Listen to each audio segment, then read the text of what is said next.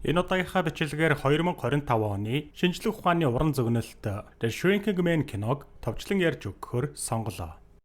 Машин авах уу эсвэл солих уу гэд эргэлзэж байгаа бол анхаараарай. Очин финанс нь автомашины лизингийн урамшуулалт хөтөлбөрөөр зарласан байна. Тухайлбал анхны машина авч байгаа бол 500 мянган төгрөгийн буцаан олголт, унжава машина урьдчилгаанд тооцсон барьцаалах боломж, дээр нь бүр хосороо гадаадад аялах эрхч багтжээ. Хамгийн амархан нь гэвэл очин финанс нь томоохон автомашины худалдааны төвд дээр салбартай тул тусгайлан салбар хайх шаардлагагүй. Автомашина сонгоод тухайн байршлаасаа шууд мэдээлэл авч 2хан цагийн дотор лизингийн шийдвэрээ гаргуулах боломжтой байна. Зээлийн давлах 75 18 18. 5 дугаар сарын 2. Пол гэхээр Францад далайд сэлж байтал усан дотор хачин хөөс пуржигнах нь мэдрэгдэж дээшээ харвал үйлс нууцлаг байдлаар хуйлран эргэлдэнэ. Энэ үед Пол өөрийг нь ч хөөс тойрон хүрээлж байгааг анзаарсангүй. Удалгүй энэ хачин үзэгдэл гинэт гарч ирсэн шигээ гинэт алга болов. Пол гэртээ эргэж ирэхэд түүний эхнэр Элис болон охин Миан хүлээж байлаа. Пол амьдрал дээр ч ажлын талбарт ч амжилттай яваа нэгэн. Эхний өдөр бүх зүйл хэвэн байв. Пол хоол хийх үедээ ус нь муу гоожж байгааг анзаарч зорилгоо бууж усны бойлортой багахан засвар хийн. Энэ үед бяцхан Миа түүнтэй хамт байх ба. Полыг засвар хийж байхад Миа аквариум доторх алтан загстайгаа тоглосон. Тэд тэжээмэл мууртай учраас загс байнга л зойрондоо байлгадаг ажээ. Гэнэт Миа ханан дээр байх аалцны торыг анзаарч айхад Пол охиноо зоригжуулан зүгээр л бяцхан шавж гэж ойлгуулахыг хичээнэ. Засвар дуусаж Пол зойрноос гарахдаа нэг дарс сугадаад хулганд тавьсан хавхаа шалгачаад дээшээ гарав. Полын гэр бүлийн харилцаа маш эрүүл аз жаргалтай байдаг нь тэдний хөгжим тавиад бүжиглэхээс цаашлаад Пол Элис хоёрын нэгнээ халамжлах дулаан харилцаанаас тодхон харагдана. 3 хоногийн дараа Пол сэрээд нэг л хачин зүйл мэдэрлээ. Түүний бие сулдаж цаанаал нэг сонин байв. Тэрээр ажилдаа явахдаа бэлдэж шөршүүрт ороход шөршүүр нь яагаад ч юм арай дээр байх шиг мөн түүнд яг таардаг байсан цамц нь яагаад ч юм томдоод байх шиг санагдана. Гэхдээ Пол онцгийн зүйл бодлоггүй өдөржингөө ажиллаа хийж өнгөрөв. Оройн тэр гэртээ ирээд гэрийнхэнтэйгээ хамт хооллох үед үргэлж оргилж байдаг хөвгөлтэй зан нь үгүй болж цаанаал нэг л ядрангуй байх нь тэр. Миа унтахын өмнө үлгэр уншаад өг гэж гуйхад Пол ядраад байсан болохоор татгалзана. Улмаар Миа аавда гомдон өрөө рүүгээ явхад Элис түүнийг охин дээрээ очих хэмээн ятгахсаар. Эцэст нь Пол охиндоо үлгэр уншиж бас хамт тоглон тэр оройг үдлээ. Дахин 2 өдөр өнгөрөхөд Полын цамцнууд бүрч томдож тэр илт намхан болсон байв. Элис Полд тураад ингэж байгаа байх гэж хэлэхэд Пол турлаагээд үе мөч богиносно гэж байхгүй шүү дээ хэмээн хариулаад тэд эмчэд үзүүлэхээр шийднэ. Эмчтэр очиод эхлээд өндрөө үзүүлв. Залуу цагаас хойш үргэлжил 180 см өндөр байсан Пол одоо 176 см болсон байлаа. Эмч түүнд нас нэмэх тусам нуруу сууж намхан болох нь хэвийн үзэгдэл гэж тайлбарлана. Өдөр ажил дээр байх үед Полын малгай нь томдож гулгаж унаад байх бөгөөд Пол хүний малгай өмсчихсэн болов уу гэж бодоод шалгаад үзтэл түүний нэр бичээстэй байх нь тэр. Тэр шин Пол огтомтож чадахгүй далай тарсан хачин итгэхэд үүлний талаар шүнжин бодож өнгөрлөө. Тэрээр босож чирэг байх хэрэгтэй гэж үзээд шөнөөр чамаагүй дасгал хийж эхлэв.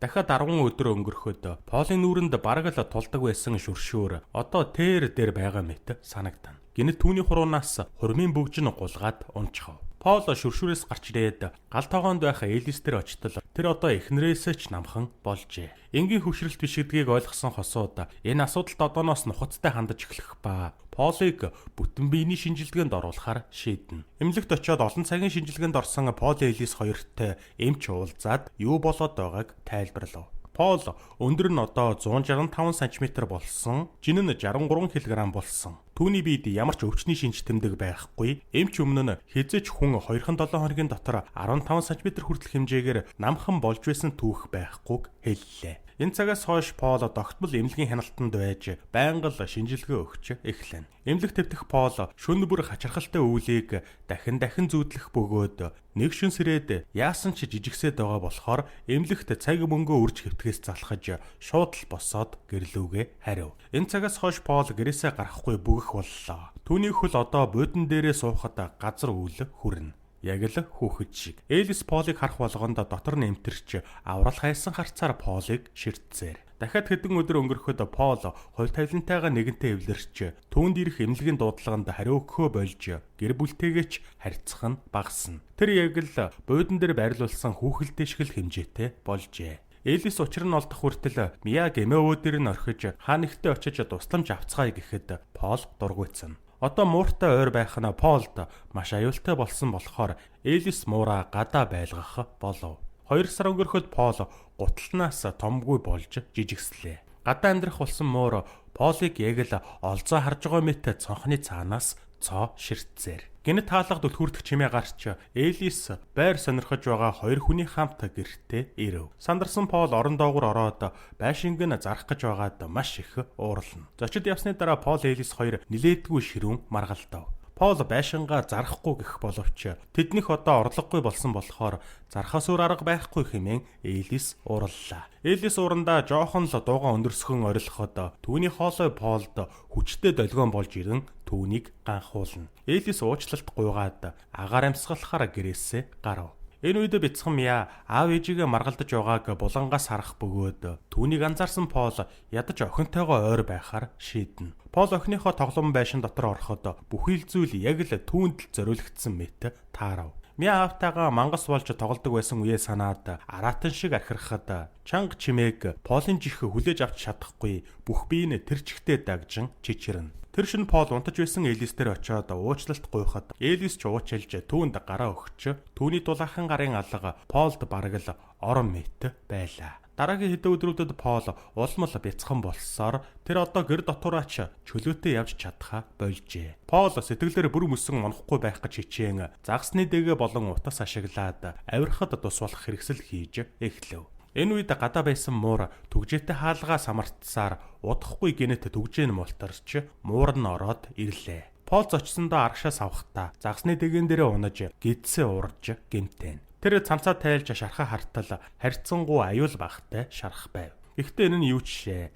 Учир нь түүний муур одоо өөрийг нь агнахаар зэхэж эхлэнэ. Пол зүү атгаж аваад шууд л зогтаахад муурч түүний хойноос зогсохгүй элдлээ. Пол тоглоом байшингаа тойрон гүйж гарцгүй болох үедээ зойрны өрөөний хаалган доогуур шургаж ороод амьд үлдэнэ. Гэхдээ муур нь хаалган доогуур самардаж эхлэхэд Пол бултаж ухрахдаа хөл алдаж шатнаас унахдаа зойронд байсан хайрцагтай хогон дотор унах нь тэр. Пол маш жижиг дээр нь хөнгөн болсон болохоор татах хүч түүнд баг нөлөөлж Пол дөргөлт чавалгүй аяархан газардана. Хэсэг хугацааны дараа Эдис гэртээ ирээд цус болсон Полын цамцыг нь хараад шууд л айж Полыг бүхэл газраар ирж хайсаар зойронд орж ирдэгч Полын хоолойг сонсож чаддаггүй. Энэ үед муур нь зойронд орж ирэх бөгөөд Элис Полыг муур нь идчихсэн байх гэх аимшигтай зүйлд итгэж муур руугаа орилж хөөсөөр удалгүй зойрны хаалга тас хаагдана. Энэ үед Пол хэдэн ч удаа орилж тусламж хүссэн ч түүнийг хинч сонссонгүй. Шөн дунд Пол хүлээсээр залхаж амьд үлдэхийн тулд тэмцэхээр шийдэв. Тэр маш ихээр дарч байсан болохоор нэг давуу олж аваад модноос зухусан хадаасанд цоолж урж тастан биендээ тааруулав.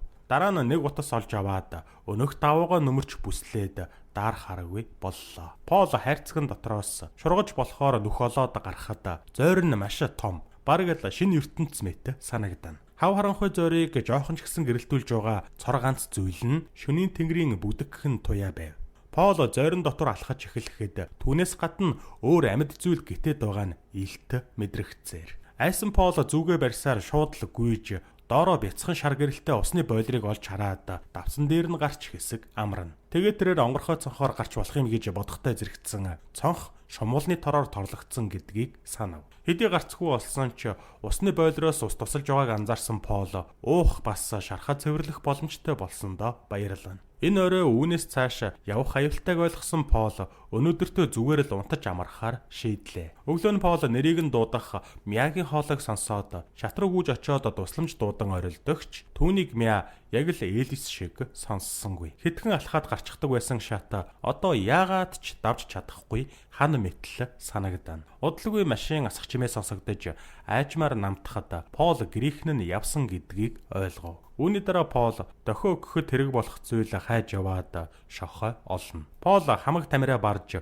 өөрийн нэрээ шатанд бичээд удалгүй өлсөж идэх зүйл хайж эхлэнэ. Улмаар тэрээр гэнэт тулганд тавьсан өгөөшөө санаад яваад очтол түүнийг хэдэн өдөр хооллох бяслаг байх ба дээр нь хэдэн шоргойлж найрлж байх нь тэр. Пол зүүгээ ашиглаж шоргоолчнуудыг хөөж явуулаад дараа нь хавхнаас бясалгаа салгаж авах шаардлагатай болов. Пол эхлээд нэг хадаас олж ирээд хавх руу шидэхэд хүч нь хангалтгүй байлаа. Пол дахин нэг удаа хамаг хүчээрээ шидэхэд ашгүй хавх ажиллаж Пол бясалгаа авч чадна. Түүнийг олж явах үед ардаас нь аалз гитэж эхлэх бөгөөд Пол аалзыг анзаарч зүүгээ ашиглан хан балбаж чанга орилсоор аалзыг хөөж явуулав. Шөнө болж юу ч харж чадахгүй болох үед Пол өөрийгөө хамгаалж чадахгүй. Тиймээс тэрээр унтах үедээ аюулгүй байх үүднээс хуучин ном дэвтэр хадгалдаг хайрцагт орж унтаж байхаар шийднэ. Тэр эхлээд хадаас ашиглаж хайрцагийг цоолох гэж оролдсон ч хүч нь хүрсэнгүй. Иймд анх унаж байсан хогон дээрээ очиж уранхай даавуу бас нэг ундааны бөглөө авч ирэх бөгөөд авчирсан бөглөөндөө ус тосож дараа нь даавундаа ус шингээгээд цаасан хайрцагийг норгож дэвтэн хадаасаа зооход азар цоорч Пол дотгошоо орж чадлаа. Тэрээр хайрцагын дотор ороод шүдэнз байгааг олж хардагч замд нь ном тэглээд хүрч чадсангүй. Шөнө болж Пол орж ирсэн нүхээ баллуураар дараад өөрөө харандаа дэрлээд унтана. Гэрэл унтрах үед байшинд хэнэгний хоолой сонсогдох боловч Пол эхнэр охин нь эсвэл өөр хүн үү гэдгийг огт мэдэхгүй байв. Хэд хоног өнгөрөхөд Пол зүүгээ ашиглаж өөртөө цамц нэгчээ. Удалгүй байшинд хүн орж ирэх чимээ гарах үед Пол шат руу гүйж очиод цаасны хавчаар зүү хоёроо хашилдуулж чимээ гаргах гэсэн боловч байшинд орж ирсэн хүн зойрлуу шагааж нэг харж хаад удалгүй хаалгаа хаана. Цөхөрсөн Пол уухаар шийдэж дарсны бөглөөг зүүгээр цоолж нүхлээд дараа нь дарс тосож аваад бөөлжтлөө уув. Энэ үед түүнийг аквариум дээрээс ажиглах аалзыг харсан Пол зориг орж түүнтэй тэмцэлтэхээр шийдээд зүүгээ барьсаар аквариум дээр гарч аалзны өөдөөс алхаж очлоо. Эхэндээ аалз айсандаа ухарч байгаа юм шиг харагдахад Пол ч айлгахчлаа гэж бодоод анхаарал нь сарниж инээд алдах үед аалз буцаж ирээд Пол руу дайрах нь тэр. Пол халтарч аквариум руу унаж аалз түүнийг хүлээн дээр нь зогссоор азар алтан загас түүнд хор хөнөөл учруулсангүй. Аалз явах үед Пол аквариумнаас гарч загсандаа хоол өгч өөрөө ч идэх гэж оролдоход загсны хоол маш хөгийн амттай байв. Пол өмнө нь цаасан хайрцаг норгож цоолж байсан аргаараа дахин цоолж шүдэн ашиглахаар шийдээд ус авчрах үед аалз түүнийг хүлээж байлаа. Аалз удаахнаар Пол дээр ирэхэд Пол зүгээ гаргаж ирээд тулаанд бэлдэнэ. Пол арай том биетэй бас зэвсэгтэй ч аалз илүү хурдан тэгээд илүү хүчтэй. Пол хэд хэдэн удаа зогтогч аалз зогт тоохгүй дайрсаар л. Тэдний тулаан хөөцөлдөн болж хувирах бөгөөд Пол зогтож байгаад бүдэрч унахад аалз ч түүний дээр гарч алхахыг завдав. Пол амьд үлдэхийн тулд аалзыг өөртөө ойртуулахгүй түлхэж байгаад газарт байсан үзүүртэй модны хилтерхийг шүүрэн авч хэд хэдэн удаа аалзны нүд нүүрлүү зоох нь тэр. Улмаар аалз хэдэн алхам ухрах үед Пол чанга орилж эцэст нь аалзыг хөөж явууллаа. Пол хийж байсан ажлаа үргэлжлүүлж цаасан хайрцагаа норгон цоолж дараа нь шүдэнзээ гаргаж чаддагч асах гэж баггүй зүдрэн гэсэн ч тэр асааж чадав. Гэрэлтэй болж чадсан Пол галын дэргэд бясалгаа идэн суухдаа охиныхоо тоглодог байсан тоглоомын хүүхэлдэйн тандан гэр бүлээ ямар их санаж байгаагаа илэрхийлнэ. Цаг хугацаа өнгөрөх тусам Пол бяцхан болсоор л байлаа. Сүүлдээ баллуур түүний дэргэд оршигл хэмжээтэй болжээ. Гэсэн ч тэр сэтгэл санаагаар унахгүйгээр дасгал хийж аль болох амьд үлдэх гэж хичээнэ. Нэг удаа зойрны хаалга онгойж үл танихээр уцаар ярьсаар бууж ирэхэд Пол угтаж аваад анхаарлыг нь татах гэж оролдов. Гэвч өнөх залуугийн алхах чимээ асар хүчтэй долгион болж Пол дээр ирэхэд Полын толгой нь өвдөж тэр зүгээр л жихэд даран нуугдаж арай гэж тэлсэн. Чимээч намдаж Пол нуугдаж байсан газраасаа гарч ирэхэд тэр хүн Полын ганц үлдсэн найз болох алтан загсыг нь аваад явчихсан байв. Орой ганцаараа үлдэж зөхөрсөн Пол бууж өгөх дээрээ туллаа. Нэг өдөр зойронд шумуул орж ирэхэд Пол бараг л шумуул шиг хэмжээтэй болсон гэдгээ анзаарч цонхоор гарахаар шийднэ. Түүний хамгийн ихний даваа нь шүүгээ. Пол шүүгээрөө авирч гарахад маш их цаг зарцуулав. Тэрээр арай гэж дээр нь гараад шал руу харахад тэнгэрээс харж байгаа мэт асархол зайтай санагдана. Пол зоргоо чангалаад хамаг хурдаараа гүйж шүүгэнээс хан руу өсөрч эсэн мэнд газардлаа. Одоо Пол зүгээр л хан завсар явах шоргоолч шиг л бяцхан болжээ. Пол гэгэд асартал хан дамжин явсаар бараг л цонхон төрөх үед түүний замд аалзны тор байх бөгөөд өнөөх аалз одоо ч амьд байсаар Пол аалзны торонд хүрэлгүй сэмэрхэн гарах гэж оролдсон ч мөрөөрөө шүрхчихв. Энэ бяцхан алдаа аалзны анхаарлыг татахад хангалттай байлаа. Нэгэн цагт Полтой тулдаж байсан аалз одоо Полоос хэд дахин авраг харагдана. Пол зогтох гарцгүй гэдгээ мэдж байгаа болохоор зүгээр л зогсоод хувь тавилантайгаа эвлэрэв. Улмар аалз түүний өмнө ирэхэд Пол айсандаа уйлж бас өмдөндөө шээх нь тэр. Азар энэ үед өөрнөх орхой аалзны торонд орооцолтоход аалзны анхаарал тийшээ чиглэж Пол үргэлжлүүлэн цааш явах боломжтой болов. Пол явсаар цонхон төрдөгч түүний бие одоо ч шумуулны тороор багтахааргүй том байлаа. Иймд Пол зүгээр л өшөө жижиг болох цагаа хүлээж унтана. Өглөө Полын хөлн сэрвгнээд сэрэхэд хоёр шоргоолж түүнийг шиншилж байв.